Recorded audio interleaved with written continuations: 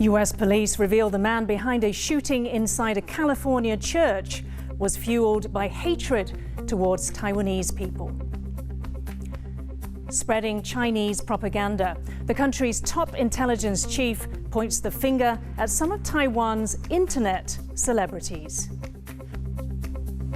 Love is in the air. Why Taiwan is becoming more LGBTQ friendly. And food for thought. We sit down with Jason Wang, the chef whose clam soup took the country by storm.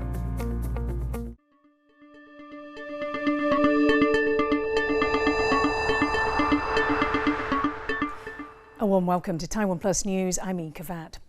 Police in the US say the Asian-American gunman who killed one person and injured 5 others in a shooting spree in Southern California felt hatred towards Taiwanese people. The 68-year-old, who is now in police custody, carried out his attack inside a church after chaining the doors shut and putting superglue in the keyholes. Bing Wang reports.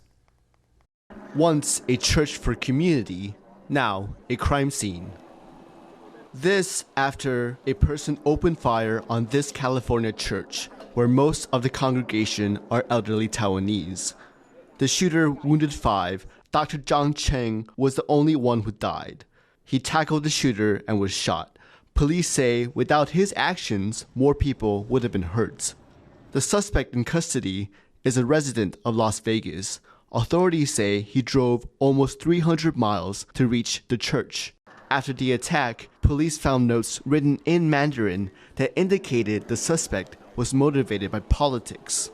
I believe his hatred of Taiwan manifested when he was residing there in previous years, possibly in his youth. He was not well received while living there, according to what we believe we've collected so far, and that's manifested into this hatred. And it's combined with the political environment of his hatred of the Taiwanese people between the China and Taiwan tensions that are currently occurring. Initial reports indicate that the suspect's parents immigrated from China to Taiwan around 1949, along with 2 million others, after the Kuomintang or the KMT lost the Chinese Civil War.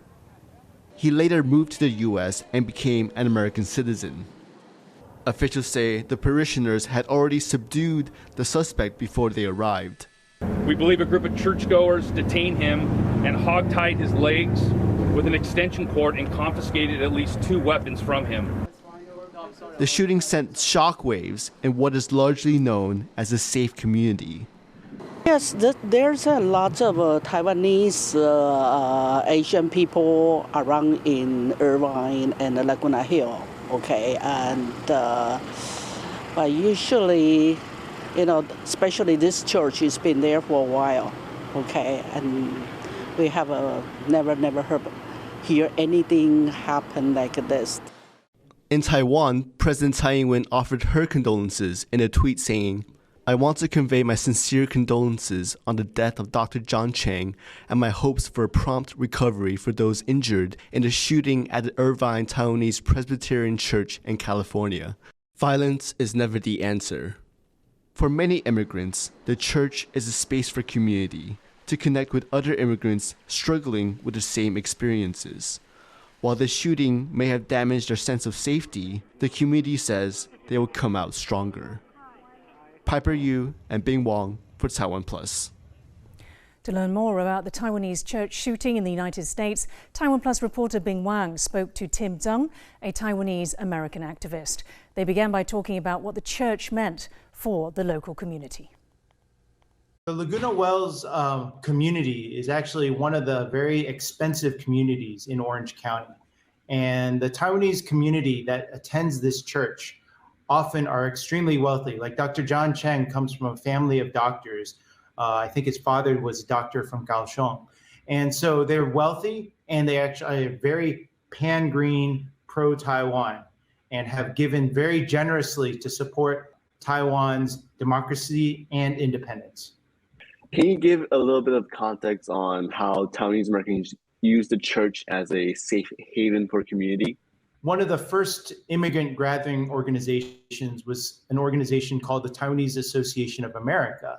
And the Taiwanese Association of America was a social gathering place specifically to nurture the Taiwanese community. So that this umbrella organization had over 60 chapters in every major city in the United States, where people would come together for karaoke, they would come play softball, they would also just get network and support each other. And the Taiwanese Christian organizations would also participate in the Taiwanese associations, and they would actually organize themselves for political reasons to push for self-determination and human rights in Taiwan.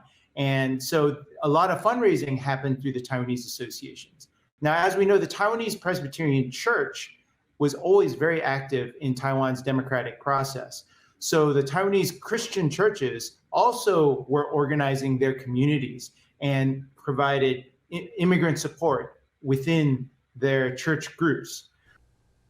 Taiwan's top intelligence chief says some of the country's internet celebrities are being paid by the Chinese Communist Party to help spread propaganda.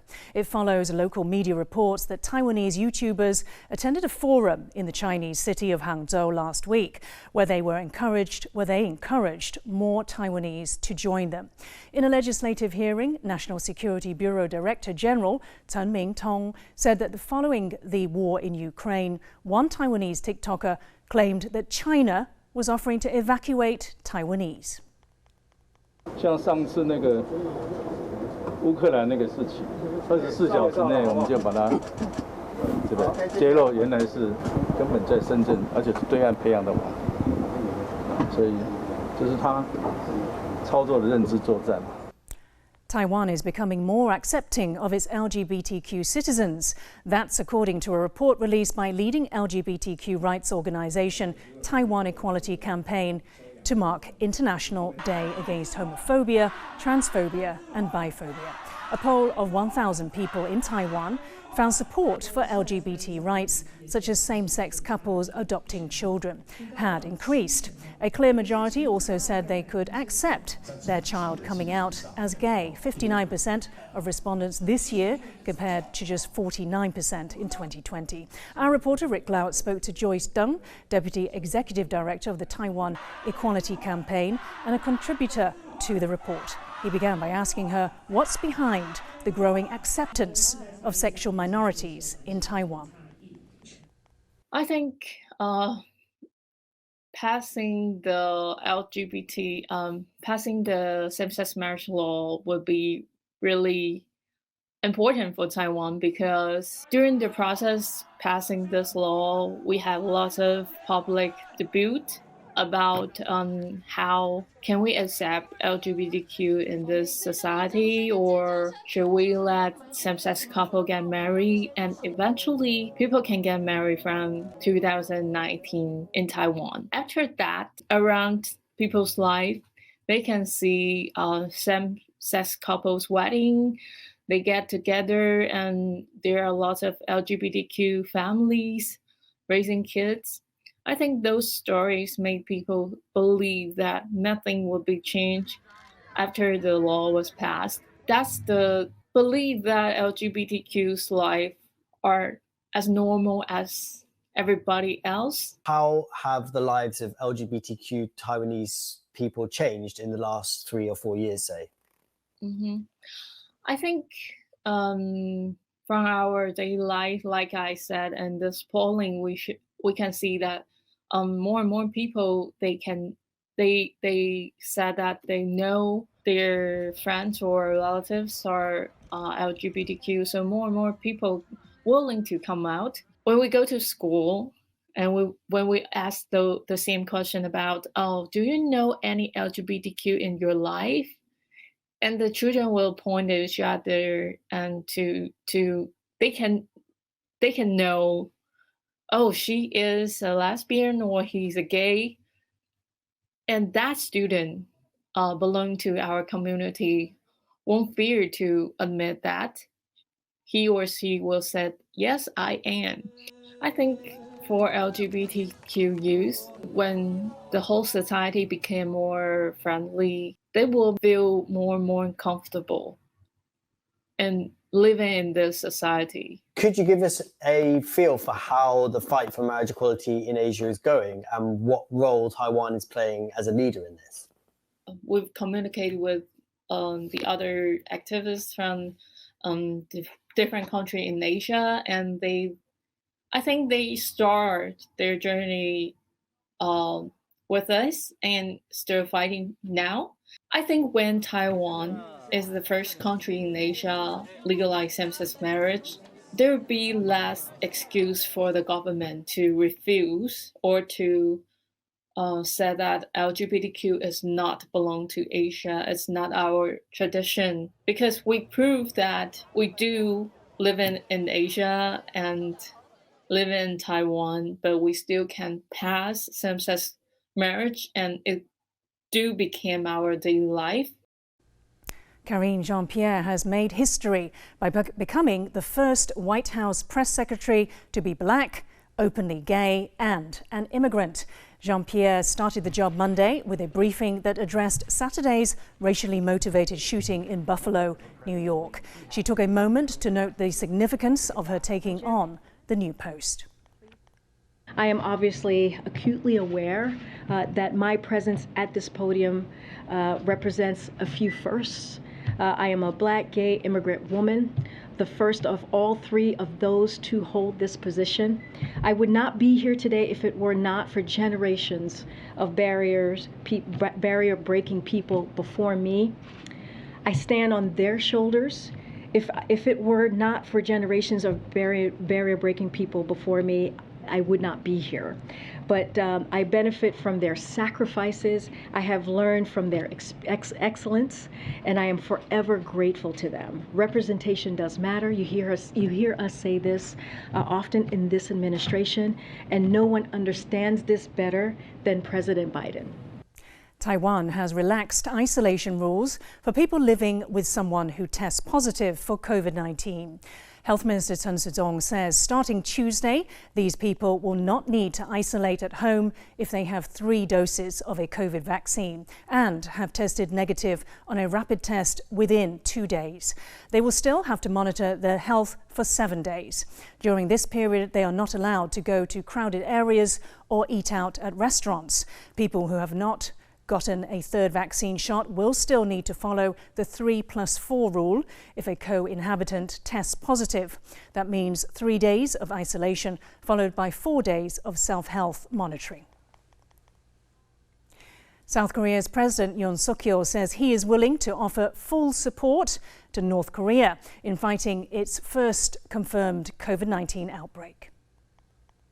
저는 인도적 지원에 대해서는 남북 관계의 정치, 군사적 고려 없이 언제든 열어놓겠다는 뜻을 여러 차례 밝혀왔습니다. 북한 당국이 호응한다면 코로나 백신을 포함한 의약품, 의료기구, 보건 인력 등 필요한 지원을 아끼지 않겠습니다.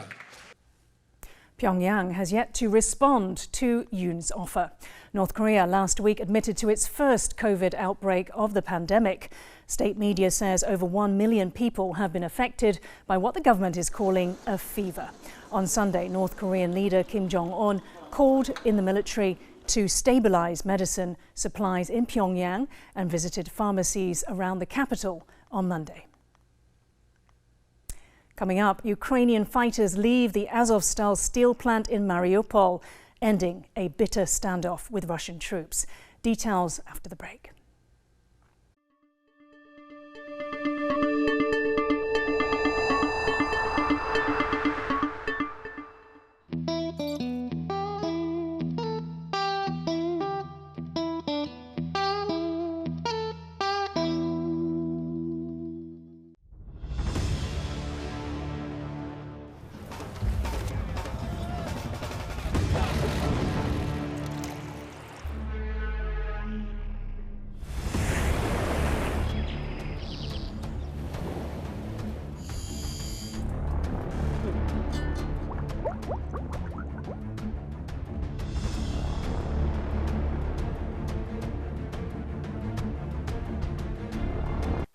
I'm Yin Khvat for TaiwanPlus.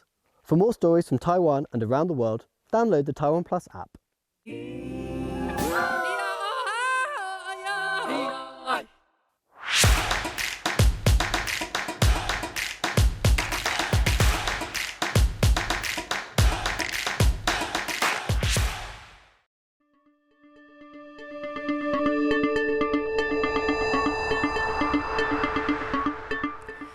Welcome back. You're watching TaiwanPlus News.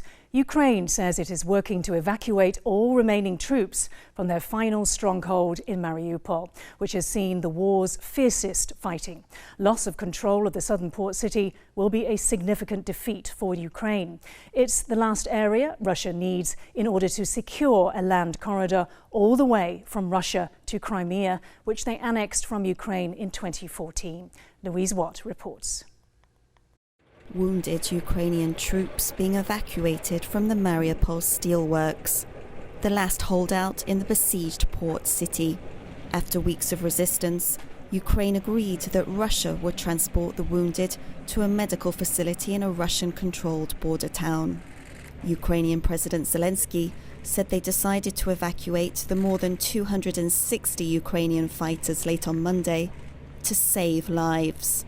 Серед них є важкопоранені. Їм надається допомога. Хочу підкреслити, українські герої потрібні Україні живими. Це 600 troops were believed to have been inside the Azovstal steel plant, and evacuations are ongoing.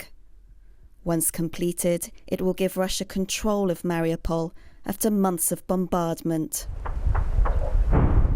But the commander of the unit that had been inside the steelworks put a different spin on the evacuations, declaring their mission complete. Коли ти виконав поставлену задачу та зберіг максимальну кількість особового складу. Це і є вища планка управління військами. Mariupol has seen the most destructive fighting in this nearly 3-month-old war. But the city has become a symbol of Ukrainian resistance and a testament to Russia's ability to devastate those who won't surrender. Damon Lin and Louise Watt for TaiwanPlus. Russia's President Vladimir Putin has warned Finland and Sweden that if NATO military infrastructure is placed in their territory, Moscow will be forced to respond. Putin made the comments at a meeting of the Collective Security Treaty Organization, or CSTO, a Russian-led alliance of former Soviet nations. The CSTO has 6 member states and, like NATO, was founded on the principle of collective defense. That means an attack on one nation in the alliance is viewed as an attack on all of them. At the meeting, Belarusian President Alexander Lukashenko railed against NATO's expansion, calling on CSTO members to unite. Пока на Западе, в том числе в Вашингтоне, мы наблюдаем лишь желание максимально продлить конфликт. Для этого Украину и продолжают накачивать оружием. Цели понятны. Максимально ослабить Россию, утопив ее, как они говорят, в этой войне, а может сделать так, чтобы полыхнуло пошире. И это мы тоже наблюдаем. To find out more about the meeting, TaiwanPlus reporter James Chater spoke to Valerie Zutati, a visiting assistant professor of political science at the University of Kansas. He began by asking whether the CSTO meeting was more than just political posturing. CSTO has shown that it is a paper tiger so far, and it is not likely that it will turn into a real military alliance. So mostly it is like a front organization for Russian ideas in foreign policy in terms of military policy especially. And either on, the economic or the political side, what would more robust support from member states of this organization for Moscow look like in practice, do you think? Rhetorical support is also really important for Russia because currently nobody really supports Russia internationally. At best, other states just keep quiet or make vague statements. Half-heartedly support Russia. So the Russian propaganda can hardly use those statements to strengthen its cause, even in the eyes of its own citizens. The other important thing is they might help with avoiding sanctions, at least some of them.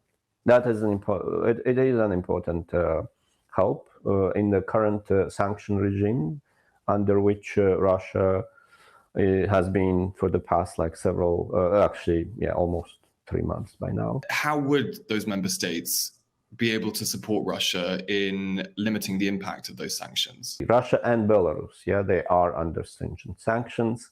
So all other CSTO members, and there are 4 of them, they are not under those sanctions. So potentially they could serve as points of imports, like points of import of dual technologies that can be used for both military and civilian use. We had comments from Putin at the meeting warning that there would be a response if military infrastructure was placed in Finland and Sweden, who have just, announced their desire to join NATO. What specifically do you think that response would entail from Moscow? One of the possibilities would be to strengthen Russian forces in Kaliningrad on the Baltic further, which they have been strengthened already. Also strengthen posturing closer to the border with Finland. Again, I mean, everything is in a flux. I don't think Putin himself knows what he's going to do, tomorrow or after a week from now. Team Taiwan has claimed 3 medals at the World School Sport Games, also known as the Gymnasiad, taking place in Normandy, France. Su Jingze won gold in the male taekwondo pumse or set patterns event on Monday, while Chen Beiya took silver in the female category. The Taiwan team, which competes under the name Chinese Taipei under pressure from China, also claimed gold in the pumse pair event. 135 students are representing Taiwan at the Games, the largest team the country has ever sent. Taiwan is home to a unique mix of cuisines influenced by its indigenous, Chinese and Japanese heritage. But how many people around the world have actually tried it? In a new TaiwanPlus original series called Jason's Table, Shocked and Surprised, international chef Jason Wang introduces us to some Taiwanese specialties. And the results are shocking. Our reporter Jaime Ocon sat down with the show's host and started by asking him about when his love of culinary arts first started. Well, when I was growing up, I've always loved food, and all day long I was just thinking about what can I have for lunch, what can I have for dinner. I am trained as a musician and as an educator for middle school and high school, but I went on a little show called MasterChef a couple years ago in the US, and it's for amateur home cooks, but that really launched my career in the food world and really getting to showcase something that I've always had a passion about. So it's been a really fun journey. So talking about MasterChef, this little show, Can you talk about that one dish, the spot prawn tempura? I have had a lot of exposure in Taiwan due to one of the dishes that I made on MasterChef. It was a mystery box challenge, and there was a whole ton of different seafood items, and there was spot prawns and then gooey duck, 像拔蚌, but also iconic clams. So I made a 蛤蜊汤, which was very traditional influence from Taiwanese cuisine, and Gordon Ramsay absolutely loved it. And I think it just gave a lot of pride to folks in Taiwan, knowing that their traditional cuisine is something that could be put on such a large stage and really receive such high praise from the likes of Gordon Ramsay. Absolutely, and Taiwan food kind of in its presence around the world. Can you kind of talk about what really separates Taiwanese food from the rest? I think it's been so interesting for me that Taiwan is not the largest country in the world by any stretch of the imagination, but its food influences and food culture has permeated across the globe. Bubble tea, beef noodle soup, scallion pancakes rolled with things, and just a whole host of interesting cultural foods that have made their way throughout into people's homes, and into their hearts, and into their taste buds. Taiwan's a really special place. If you were to sum up Taiwanese food in maybe one word, I know that's extremely difficult, but Taiwanese food in one word to describe it, what would you use? I think one word to summarize Taiwanese cuisine, I think it's a kaleidoscope. a kaleidoscope, because even the most small serving of a simple dish, there are so many layers of texture and flavor and ingredients and technique, even just in a dumpling, you know? So I think whenever you eat Taiwanese cuisine, it's never gonna be boring. Even just one bite is gonna give you a full-on party, kaleidoscopic effect in your mouth. An infant giraffe at San Diego Zoo in California has been given life-saving treatment to correct a birth defect. Situni, a 3-month-old female calf, was born with a bone disorder that made it difficult to stand and walk. The zoo ordered a custom leg brace for her from a company that usually makes prosthetics for humans. The zoo says the brace is a success and Situni can now walk and stand again. She has since been officially introduced to the rest of the herd at the zoo's safari park. Thank you for watching TaiwanPlus News. I'm Yin Khvat. Finally today, we'll leave you with images of more than 7,000 dominoes cascaded through the eastern English city of Norwich, threading through pubs, homes and shopping centres. For more stories from Taiwan and around the world, please download the TaiwanPlus app. Stay safe and see you next time.